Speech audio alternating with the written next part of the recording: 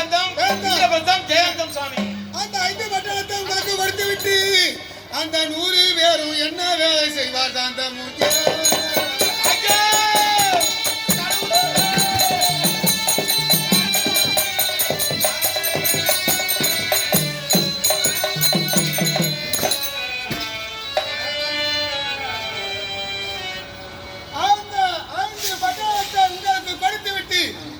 அந்த 100 பேர் என்ன செய்வாங்க?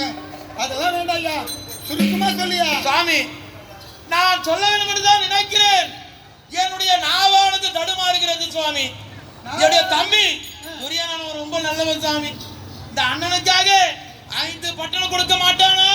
கொடுப்பாங்க. ஒரு வேலை இல்லை என்று சொல்லிவிட்டால் நான் என்ன 5 சிற்றூராது கொடுக்க மாட்டானாங்க. சரி கேட்கிறேன், இல்லை என்று மறுத்து விட்டால் 5 அடி மண்ணாவது கொடுக்க மாட்டானாங்க. சரி அவ்வாறு கேட்கிறேன், அதிகம் மறுத்து விட்டால் என்னங்க எது சொன்னாலும் இப்படி சொன்னா நான் என்னங்க செய்யறது ஐயா? ஒரு முடிவு. கடவுளே நீங்க இப்படி சொன்னா நாங்க என்ன செய்யறது ஐயா? இப்படி சொன்னால் நான் எப்படி தூது போக முடியும்?